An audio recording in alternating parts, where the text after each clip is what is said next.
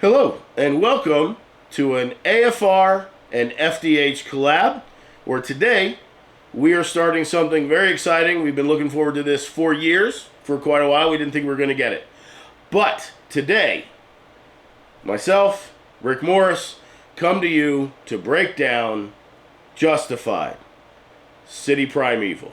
So we've literally been waiting this long for it to come out and be a thing, and now today we're going to get into it. So, I want to take a moment and introduce Mr. Rick Morris. Thank you, Jason. Very psyched to be here for this. And again, anybody looking at you can see with your hat, me with my outfit as per usual for the Red Wings. I've even got my stuffed Red Wing octopus here.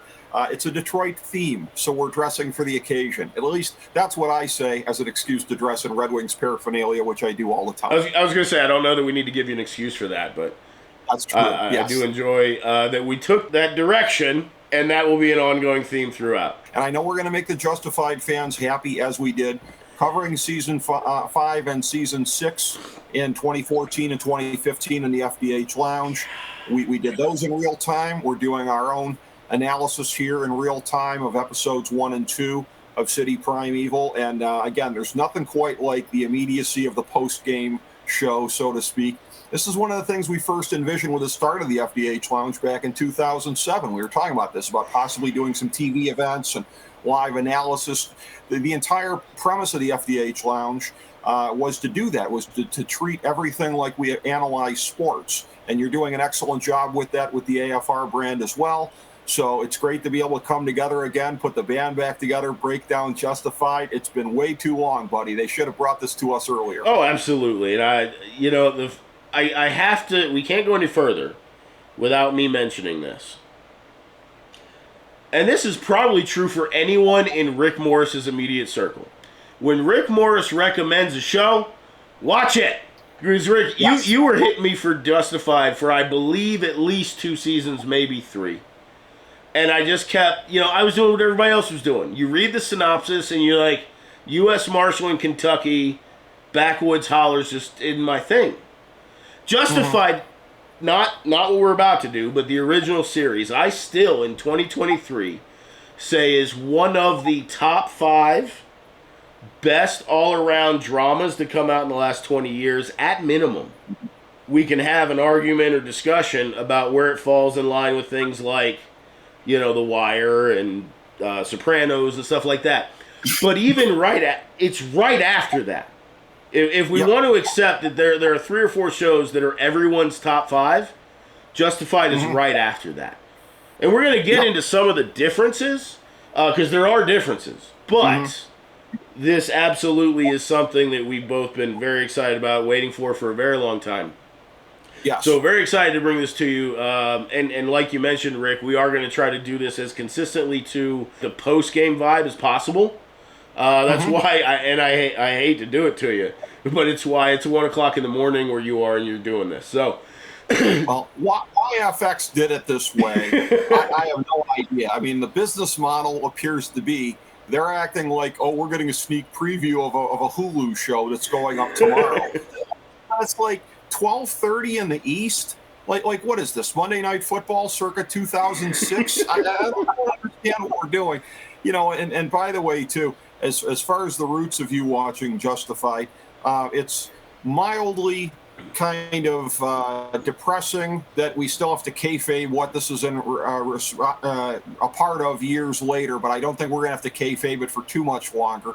Long story short, a writing project here, and you had an idea for a character, and you said to me that you would like to base the character off of Mark Harmon, and I said to you at the time, I said, make it Jacob Pitts. He plays kind of like a young Mark Harmon on this show. I sent you one clip, and you not only bent it in that direction on this writing project, you were hooked. You were like, I have to watch Justified now because of this Tim Patterson, who was a side character in Justified. But he hooked you on that, and it was just like, I didn't think one recommendation like that for a character thing on a writing project could possibly have made you a Justified fan for life, and it did. Yeah. That's an amazing story. Yeah, no, what's interesting about that is specifically to Gutterson, he's in maybe a third of the episodes? Probably. But it's one of those things that when you see that character and the way he just sort of floats through the scene, and I don't remember exactly what it was. Was it the apricot scene? It was no. It was in Art Mullen's office. I can't carry a tune. I can't dribble a basketball. The basketball thing. I don't miss. That's the thing that hooked you for life, buddy. Yeah. I sent you this. I just wanted you to have the flavor of Tim Gutterson / Jacob Pitts. You saw this and you were hooked, and you needed to watch Justified, and you fell down the rabbit hole. And then you caught up through season 4.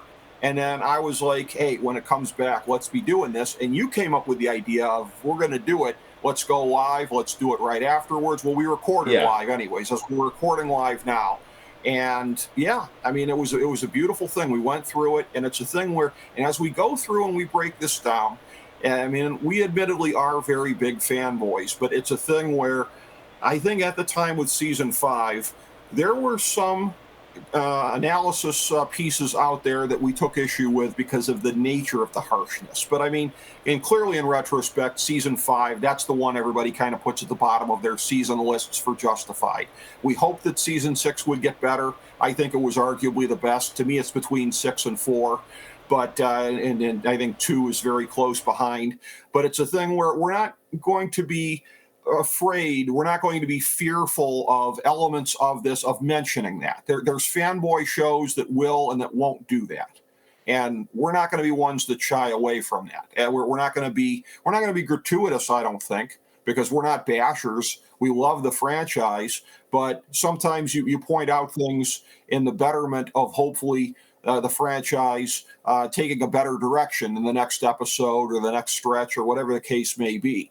And along these lines, I do have a thought, and this is one that I had teased to you off air, that I think may prove a little bit surprising to you, because, again, I'm not generally a Pollyanna about such things. But one of the things we picked up on with City Primeval, 2 big things jumping out here, and they are language and they are sexual content.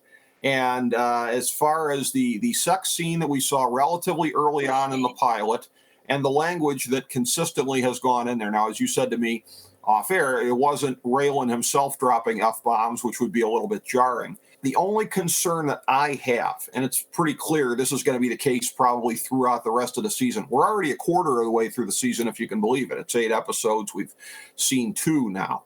That I'm always concerned when there's anything that I love that I want more people to be able to see is if it's going to be off-putting. And I hope it doesn't potentially narrow the appeal too much. I mean, you might broaden the appeal. Clearly, they're thinking they're going to broaden the appeal in some ways, and it's very interesting. We talked off air. FX at the time owned by Fox. Now it's owned by Disney. You wouldn't think it would make much of a difference in standards and practices, but clearly it has. Clearly they're being a little bit more liberalized here on this. I've also noticed that Sunny has had a little bit more liberal use of language in recent years as well. So that's maybe an overall thing with FX in recent years. I just hope that it doesn't make it more of a niche product than it might already otherwise be. No, it's a very valid concern, actually.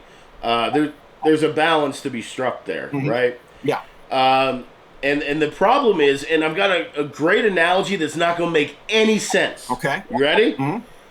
One of my favorite, like, you can call it a guilty pleasure movie, but even people within those circles believe it to be one of the greatest parody movies, if not one of the best Star Trek movies, and that's Galaxy Quest. Okay. Tim Allen, Alan Rickman. It's literally a parody of a Star Trek film. It's very, very, very solid. Now, for anyone that's seen that, there's a moment in the last 10 minutes where Tim Allen and Sigourney Weaver are running through the belly of this ship trying to find this thing. And because the premise of the movie is that aliens found the broadcast and assumed that it was real and then made technology to make it real. So they're running through this, and there's all kinds of crazy stuff going on that makes no sense.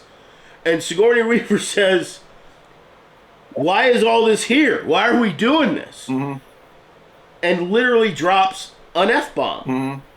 Well, the studio wanted this to be like a Tim Allen Santa Claus movie. They thought it was going to be silly and for kids and stuff. So they said, you got to take the F out. But to kind of stick it to them, they took the F out, but you can see her say, and there's a documentary about this movie. It's wonderful. It's just a little over an hour. Anyway, they talked to the cast about the version that we didn't get. Mm-hmm. That was a little bit more profanity. And every last one of them basically looked dead in the camera and said, if that F-bomb prevents people from watching it, it's not worth having. If you do something that prevents people from watching, that's a negative move. Mm-hmm. And that there is a sense that I'm a little bit worried that that's what this is going to become. Yeah. So yeah, like we were saying off air, if this becomes a thing where there's 5 or 6 F-bombs an episode, or not that I minded, but if we're getting sort of gratuitous sexual activity, eventually it is going to start phasing people out. Yeah. Especially if they came up in the original series. Yeah. They're going to be like, what's this? The thing that was supposed to be the reboot on Skinamax? I mean, I don't want it to be getting to be that kind of a vibe here, but it is interesting in that sense. Again, similarities and differences, and you and I had talked about this, that again, the Judge character maybe weird in some ways, kind of like, the Stephen Root Judge character, Judge Mike Reardon from Justified. And again, great character actors in both instances, because Stephen Root is like first ballot Hall of Fame in this, and this other gentleman, Mr. David here, is not far behind, if at all. You had mentioned that first, that these two feel like they might be, not necessarily that they're similar, but that from a direction standpoint, they both looked at this and said, we need a character that's just a little bit out of place. Yes. That just feels a little bit off as a judge. And until his demise, I was actually really, I don't want to say impressed, but I really liked what Keith David was doing with that judge character. Yes. Yes. I mean, he's an excellent one. Like, and it's funny because, like, you texted me, like, when he came on, and I'm like, I knew you'd pop for that guy. Like, when he was on there, like, I go for that. Like, we know each other so well on these things. And it's just a great fit for the show. I don't expect you to have an answer for this, but do you have any idea where the Keith David thing started for me? I don't. He is the original voice of Goliath from the animated cartoon Gargoyles. He was the father in Something About Mary, where he's trying to get the twigs and berries back in, which I thought was hilarious. Oh, that's So, yeah, he's got a wonderful list of credits. Right. And I've liked almost everything he's ever done. I would say the only time I didn't like him, and it's totally beholden to the plot of the story, is he was the, Players Association rep in the movies The Replacements. You only see him in the first couple minutes. But he's the one that's talking about the incoming scabs. And that's the thing. I mean, both of those guys, both him and Stephen Root, you could sort of put them in the category of, since we're talking prestige TV here with a show like this, of sort of being, each of them, kind of like the Bryan Cranston of character actors, because both of those guys have such a range of things that they can do. Cranston, Meryl Streep, again, there's so few that can go outside their wheelhouse. Like, I always talk about this, like with Aaron Paul, with that. Like, I enjoyed him greatly. You're so close. Yes. Since we're talking about Hulu here, The Path. I watched him on The Path, and it was excellent. But it was like an Aaron Paul type character. Like, you were getting dangerously close. Okay. Dangerously, and I was waiting for it. Okay. I was expecting a Bob Odenkirk reference there. Bob Odenkirk. Oh yeah. Yeah. And that's, well, and again, you wouldn't have said that about him before Breaking Bad and Better Call Saul, but now you would. No. It's like, I would not have. And what movies he's been in the last couple of years? I can't think of the names of all of them, but he's been in movies that have really kind of showed his range and kind of expanded there. So Odenkirk's another guy, and again, I'm a huge mark for his.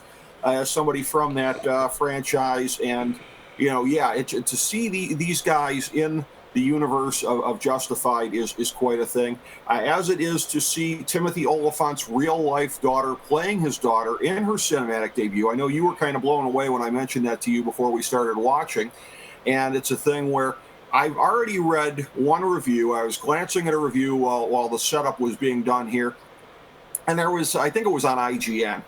And they kind of bagged on her a little bit, like she seems a little wooden and everything like that. I'm like, I don't know, man. Like she's supposed to play kind of an awkward teen. I thought she nailed it. I mean, it's how polished is she supposed to be in that role? As far as it goes with Raylan and Winona, they got the daughter they deserved. Because those two, each of them with a wild hair up their ass, they got the pain in the ass daughter they deserve, Jason. I think we can all agree with that. I mean, I didn't get that at all. Like, just riffing off the review. Mm-hmm. I got no sense of that. Yeah. Because, yes, while you're watching her, and she's got some mannerisms, they're acting choices. Sure. So, yes, before I get there, yes, there's a part of you, if you're watching and you have an understanding for Justified before that, you're watching her behaviors, and to your point, you are saying absolutely that is Raylan and Winona's kid. Yes. Without question. Yes. Now, what's interesting, I find it curious that you mentioned the review, because there's a point later in the second episode where she's just in the hotel room, doesn't like the news she's gotten, and she kind of does this fall back onto the bed. And I had a moment where I thought, somebody's going to rip this girl, the actor, and at this moment, I don't think she could play it better. I don't get it. I mean, and that's the thing where I think it's nitpicky. I don't want to assign any kind of motive to it. I don't want to say that like the person was necessarily being mean or anything. Like you, I don't agree with the take because again, there's a thing where, I mean, here's the thing. If she was a little bit older, if it was like, let's say she's playing like as a 21-year-old, that's the thing where you expect a little bit more polish in the role because somebody should be a little more polished at that age.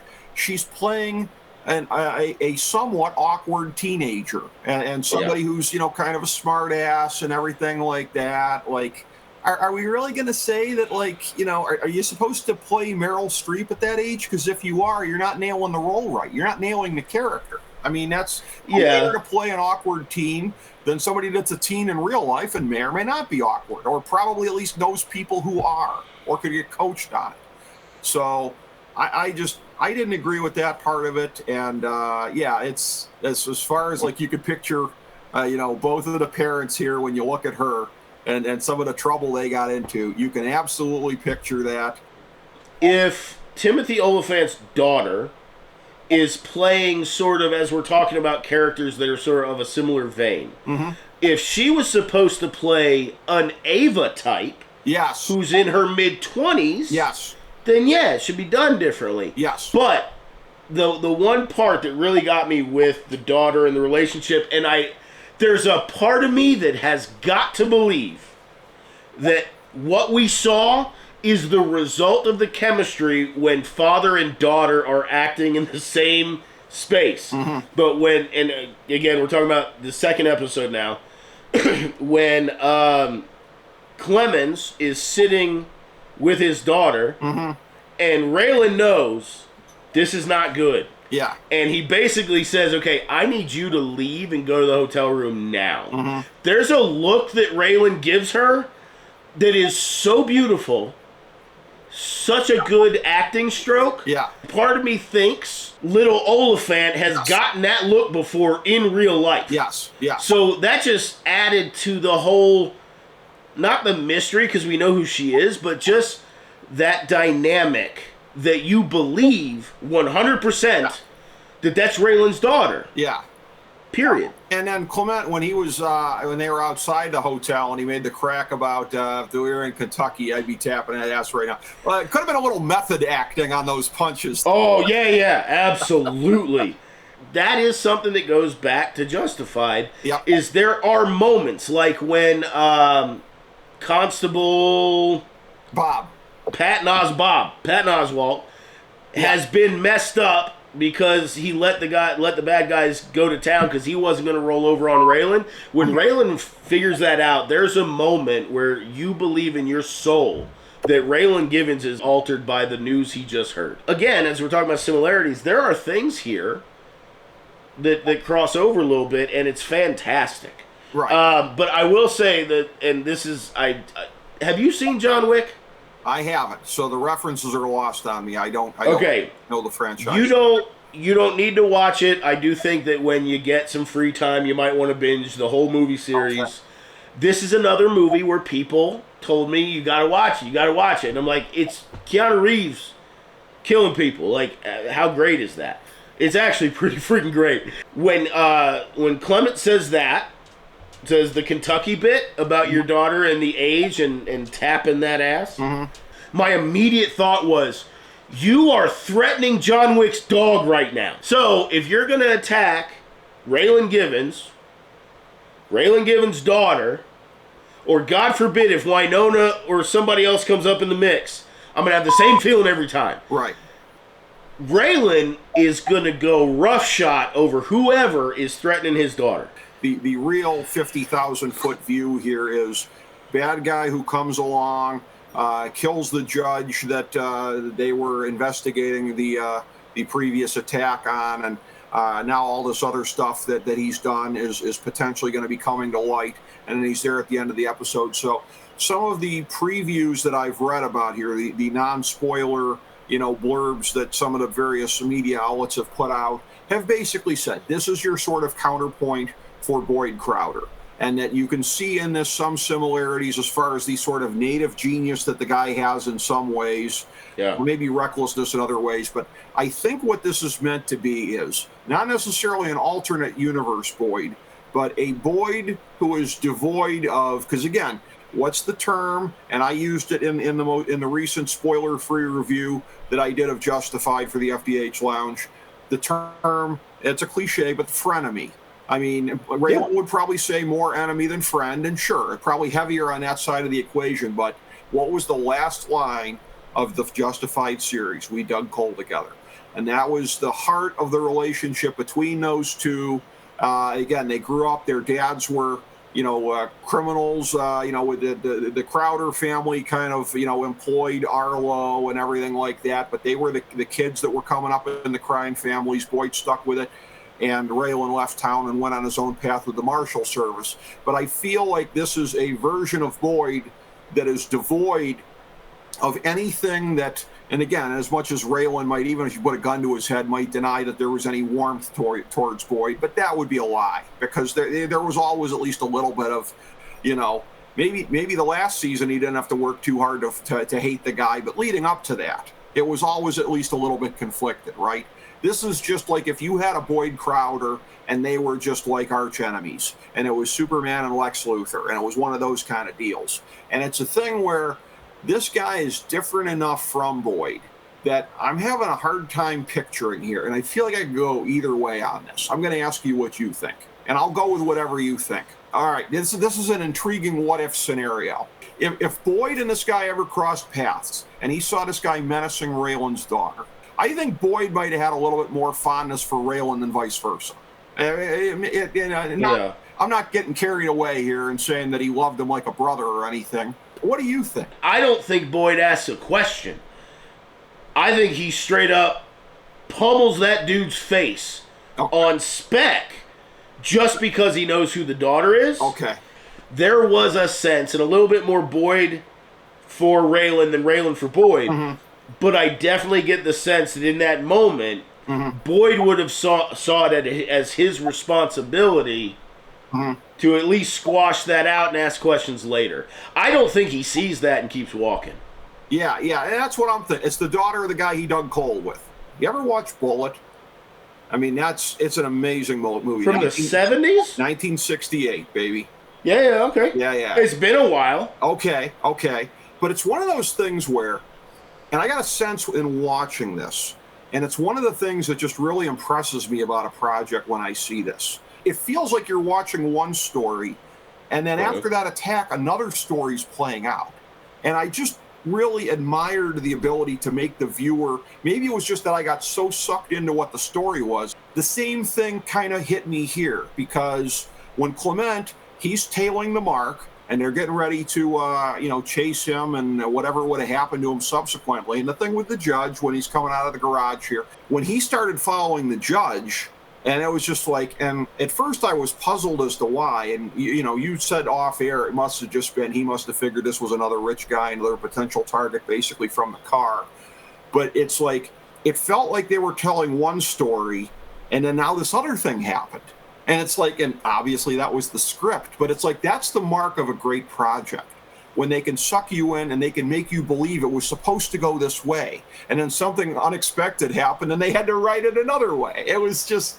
At some point, we are going to have a conversation about AI, and it's a whole unrelated thing to this. And then that in part with the Screen Actors Guild, and then the actors strike, we'll just call it. This is one of those things that I believe is going to get missed in this whole AI in movies conversation. That's the result of a quality writer's room. Yes. Now, you can tell a computer that here's what we want, and they can spit out something that works. However, I don't want to include you in this, but I'd like to say you and I both know that there's a process there where somebody's going down the Albanian casino, going down that path, and we know what that is. And literally, they laid out a trope that we all can go, okay, I know what happens next. Yeah. They did that so beautifully and then just pivoted. Right. And the only way I think you get that is a bunch of writers are working on the Albanian casino hit line, and then somebody just goes, hey, what if we did this? Yeah, a robot wouldn't do that. God, that's... No. What a perfect point by you. What an amazing point. Very timely, like you said, for what's going on now, because AI is a concern on both the writer's strike and the actor's strike side of this, and the way that can possibly play into it. This is the human touch. This is the human touch writ large, going back to Elmore Leonard and the way that it went. And again, the whole Primeval novel that he had done, or short story. So I don't know how much of the specifics of what we saw tonight was lifted from that. It was a lot it was adapted. It's possible Elmore Leonard had that twist in. I don't know. And this is the thing here, too, and this is the thing that just shows you how great of a grasp Oliphant and then Graham Yost also have on Elmore Leonard's work here, is that is not a Raylan Givens novel, as I understand it. It was a novel based around other characters and stuff. But Timothy Oliphant read it, and his quip to Rich Eisen was something like, "Hey, we could strip this for parts." The differences in the story here of basically playing Raylan as an older character, which, by the way, this is one of these I love whenever I can slip in any kind of super nerdy kind of point that nobody else is going to make in the world here. So the world of Justified, you could kind of pin it down on the time frame here, 2010 to 2012, because it was on until 2015. But if you look at the whole time frame here, the vast majority of the show was probably the time when Winona was pregnant, ironically, with this child here, because it was from towards the end of season 2 to, I think, she gave birth, probably off air between seasons 4 and 5. So I'm guessing about a 2-year kind of a run, which is ironically what Breaking Bad was, 2010 to 2012. They're saying that this show is set 15 years in the future. So we're actually watching a futuristic show set in 2027. So it's a little depressing that I don't see hoverboards yet. Science is continuing to fail us here. We're not going to have hoverboards in 2027. And I'm very proud that that's probably not a point you're going to hear from anybody else. Only I'm enough of a Justified nerd to pick up on that. Playing him like he's the aging gunslinger, and and playing him in the whole fish out of water thing, because in that first thing, he's in that courtroom there, and they're trying to take the things that he did, because he said something like, "You were going to put this black person in the trunk, a white person in the trunk too." All these things he did down there in Harlan. Nobody was ever going to call him a racist, because he was only ever going after the Peckerwoods of Harlan County. But you do that stuff up in Detroit, and it's a different context. So they're playing it all. I mean, he's older, he's grizzled, he's all these things, and he's in a place where being Raylan Givens isn't played as being cute and funny by the people in this urban setting. No matter what the situation is, you're absolutely right. No one's going to say anything because they're Peckerwood types, except Limehouse. If we go back to the Limehouse episodes, you understand from body language and tone, there's a sense that this is not He's not going to handle it the same way. Yeah. So while I totally agree, the thing that's interesting here, yeah, Raylan's default position on the whole trunk thing is nobody's above getting put in the trunk. Mm-hmm. It's not a race thing, which then leads me into another point that I definitely wanted to get. Mm-hmm. Lovely segue on your part. Okay. That Raylan Givens, as you mentioned, is the grizzled, old, gray gunslinger. Mm-hmm. Within, even if it's in Detroit, within law enforcement circles, mm-hmm. how has nobody heard of Raylan Givens? True. And how is when his name come up and you hear that he was going to put a guy in the trunk, how is their response not, that's a Raylan thing? Yeah. Now, I'm not being delusional in saying that every police precinct or every detective in every market knows everybody. But in this fictional world, you got to think that the guys in Detroit, especially since, if I'm not mistaken, Quarles and the whole... Remember there was a whole mob that came up from the north? Detroit, yes. So Detroit should have known. Yes. So the fact that the lawyer, who is getting on my last nerve already... the fact that she's trying to pull these, like, very typical lawyer tricks with Raylan, like, parading him in the courtroom, like, you were going to put this black man... No. He'll put anybody in the trunk. Right. That's not... You can't make this a preferential treatment thing, because Raylan don't give a damn. Right. If he's told you to shut it up, and you don't, and you persist, his first move is not to hit you. It's not to handcuff you to something else. It's not to do anything like that. The next move is you're going in the trunk. Yeah. So on some small level, I feel like some of these Detroit cops should kind of know who Raylan is. Yes. But that's a choice that they made, and that's fine. Well, and that would rise, I agree with you so strongly, that would rise to the level of the plot hole, except for one exculpatory detail that I'm going to bring up here. So let's just establish how right you are that in the world of law enforcement, this name should be known. You go back to the Drew Thompson thing here, and that right there, that's a career maker, or that's whatever, because it was the equivalent of D.B. Cooper. Whoever solved the D.B. Cooper case, we would know who they are. And then additionally, you go to season 6 at the end with Boyd Crowder, all the twists and turns, the manhunt of that thing, the choppers, all that stuff, and Raylan brings him in. And Raylan brings him in without firing a shot at him. You're absolutely right. The only thing I can say in defense of the writers here, and that would not make this a plot hole, is going back to my previous statement, 15 years down the road. 15 years can be a while. Now, I tend to agree with you. 15 years should not be long enough to where this guy would be, not know. By the way, too, it being set in Detroit, there's potentially a third marker in your favor on that. And that is, now again, I think Art Mullen ended up getting more credit than anybody else, but for bringing in who? Theo Tonin, big boss of the Detroit mob. But Raylan was right there on bringing in the big boss of the Detroit mob. One would think in that city, even 15 years later, it would be, you were one of the guys that brought in Theo Tonin. You are right. I have a hard time letting them off the hook for this. I'm playing devil's advocate, but I can't quite let them off the hook for what I think you've identified as a plot hole. Again, it's a choice. It's fine. It's not a huge deal. But even if we keep it to within movie, TV realms, it's kind of like the notion that someone would not be familiar with Kevin Costner movie. He plays... Yeah, the Untouchables?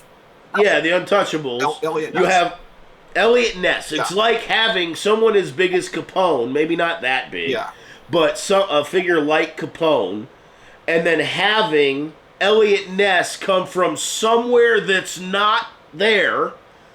He's in your neck of the woods, and he takes down Capone. That should be something on people's minds for probably the next quarter of a century. Yeah, I don't want anybody watching this to get the impression that we are suggesting that we could make it better. No. Now, you and I both have written scripts, script Bibles, stuff, right? Like, we understand what the writing process is. Yep.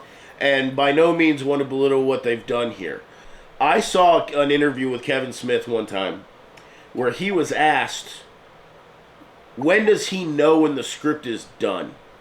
And his answer, which is pretty great, is a script is never done. It just reaches the point where I've revised it enough times that I am willing to give it to the studio. Yeah.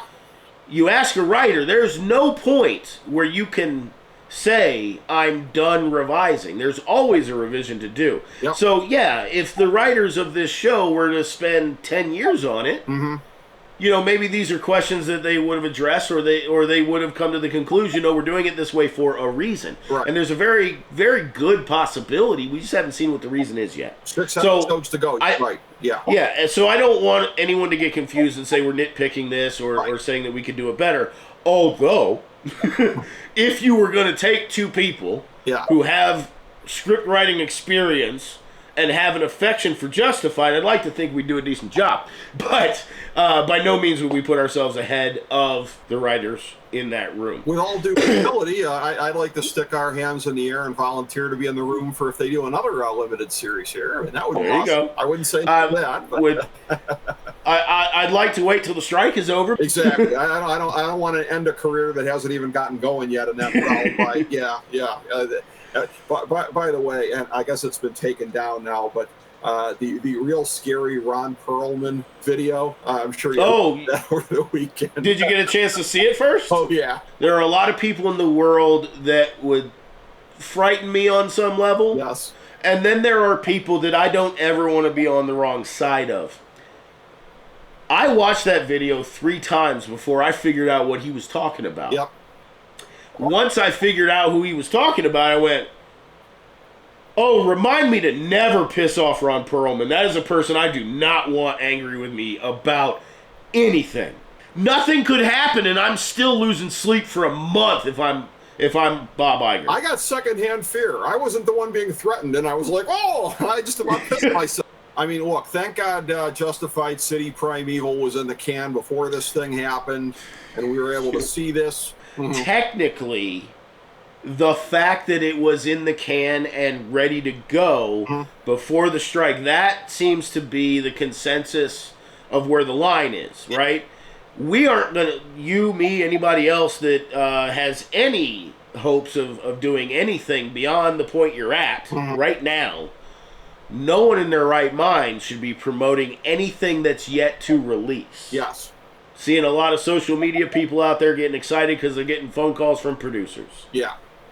Walk away, man. From Oppenheimer back is safe. Yeah. Everything post-Oppenheimer is just a bad idea. Yes. And this is one of the best summers of TV that I can remember in a long, long time. I mean, having this as a crown jewel is just amazing. Because, again, we were seeing tonight as we were watching it here and going through all the ads, and I was ragging on you about you get to see how the other half lives, having to sit through FX ads. But, seeing ads on there for The Bear, which freaking awesome. I have loved season 2 with that. I was afraid you were going to do this. Yeah. I knew this was coming. That's another one. I'm giving you noogies here. I'm reaching out and giving you noogies that you got to watch The Bear. So you, Rick Morris, prognosticator of quality television. Yeah.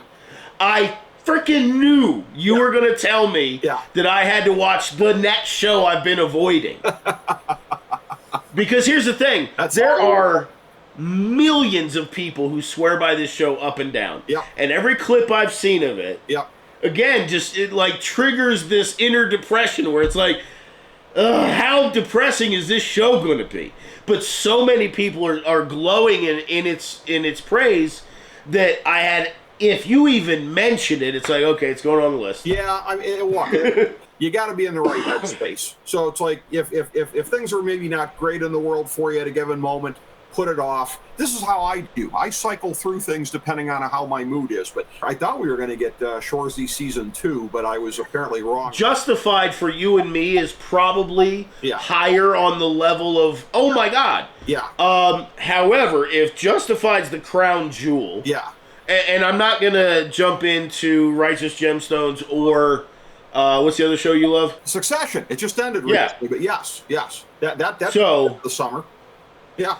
So while I can't speak to those shows because I'm not watching them yet, I'll just defer to you on that. Yeah. So if it's Justified as the apex, And then you have some supporting jewels. Yeah. Shoresy Season 2 is in there. Yeah. In July, I'm still flabbergasted at the volume of people who either have not watched it or don't unapologetically love it. I think it is maybe the greatest thing to happen to sports television ever. I had thought mistakenly that was coming back this season. It's not part of this crop I'm talking about, but it's like at a point in time like this, like to have this crown jewel of Justified City Primeval. It's not like it's on a barren landscape. It's something that's here that we're really enjoying at a time when there's a lot of other great TV.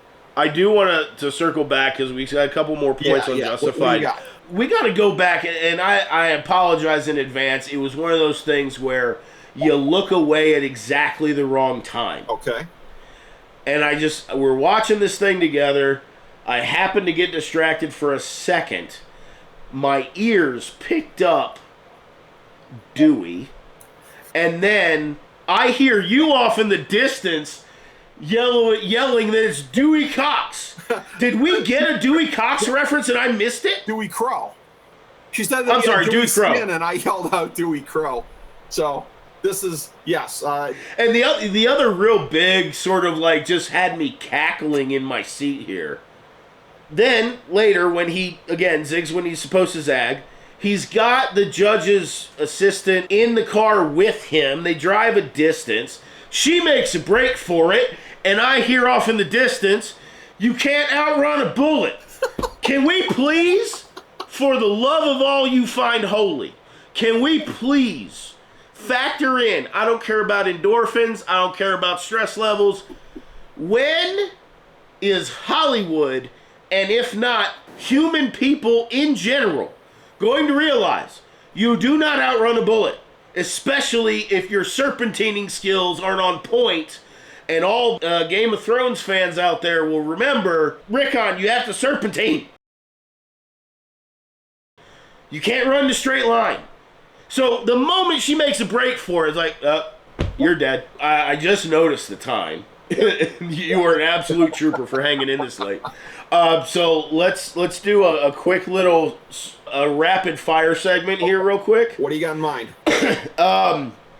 First of all, shout out to anybody from Detroit. I just need to know, as someone in my 40s, that means that in the 80s and 90s, I was in school. I was a kid. One of the things that I remember vividly is rocking cross colors. Mm-hmm. And if somebody in Detroit can confirm or deny that a cross colors jacket is available in Detroit in 2023, you need to let me know. So that's just something selfish for me, because if cross colors are out there, okay, somebody on this side of the situation needs a pair of purple shorts like immediately. I'm just gonna say something. I just want you to react to it. Okay. Anytime an established criminal of any stripe mm-hmm. is sitting on a couch in a residence that is easy for authorities to find, and as soon as they bust through the door, guns drawn, their response is, took you long enough. Yeah. I'm already worried for how deep the villain goes. Yeah.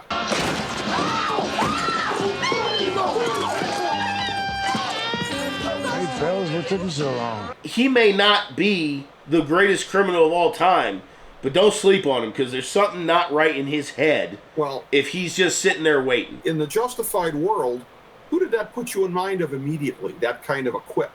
Who did that make you think of? Who would have said something? Oh, it's very Boyd. It's Boyd. Yes, it's very Boyd-like. You said it's a trope, and it's a trope specifically from this show that Boyd may have done any number of times. Matter of fact, we're probably sleeping on this. Boyd probably did say something like that at once. So that's the thing where it was meant to put us in mind of him. And again, Boyd, for all the different, shadings of him and whatever, what's the one word you undeniably put on the man? Formidable. And that brands this man as formidable. So yes, that was a great call. Now, I would say that if it was Boyd, mm-hmm. he would not show up looking raggedy with some worn-out cowboy boots. He'd have a vest and a pocket watch, and he'd look pimping. Is all pimping. Button to the top. Absolutely, yes. Now, the next one I wanted to get into, I'm just going to recite the 2 lines, that made me cackle out loud. I don't know if you caught that. Okay. And literally did that thing that some people do when something's so funny, intentional or unintentional, that they will run out of the room. It's so funny. You ready? Okay. Yeah, I smoke weed to relax when I'm stressed. Well, you better get your hands on some really good I don't know why I thought that you were going to make a parallel here and try to identify who the equivalent of Father Pat is on Justified City Primeval. Who would it be? I don't. The short answer is nobody out of that cast. Yeah. I'm hoping if there's an answer, we just haven't met him yet. We know what the landscape is as far as the top tier of characters. We're going to meet 1 or 2 others, I'm sure, that are going to factor in to some degree. But essentially, this is the core of the ensemble. With that being said, the one little side note to that is, while I'm sure you're correct, I am still holding out hope that we will get a Jim Beaver type. One other thing I just kind of wanted to throw at you real quick. It's not so much a bullet point or anything. Okay. And maybe it's because I'm familiar with the actor.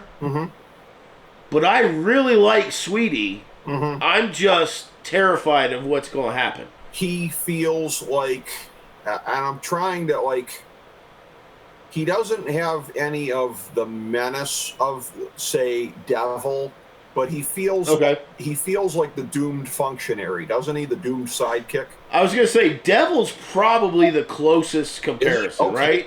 Yeah, but like that was a guy where it was like, you know, he always talked bigger than he was and everything like that. And this guy is the opposite. He seems like a little bit scared of the circumstances, you know, but it's a thing where, like he's sort of devil-like in that way, you know, or, you know, maybe 1 other avoids flunkies, but I mean, he's the sidekick who seems doomed, and then they're teasing out the deal with this defense lawyer of where, again, that because on the one level you are meant to seriously root against her. She is somebody that is being set up as an obstacle of Raylan's, but it's one of those things where here's I'm trying to think of her name. Was it Wendy Crow, the one that Alicia Witt played in season 5?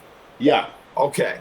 A thing of where Raylan was trying to flip her the whole season, and in the end, she did when, spoiler alert, she ends up shooting her brother's nards off. You get the sense that the arc may be the same, that Raylan may get to flip her at some point here, because she's already shown as being somewhat conflicted about the path that she's on. I absolutely felt a way about Carolyn, the defense attorney. Yeah. All the way up until the point at which the writers wanted me to feel differently. Yes. Which is, again, a sign of good writing. They're master. But when she meets up with Sweetie and basically kicks Raylan and the other detective out, Wendell. Yeah. There's kind of a moment. It takes about 3 to 5 seconds. But there's an exchange. Manziel's back in town. I'm well aware. He came to see me, made it clear to me that if I wanted to keep you out of trouble, that I still represent him.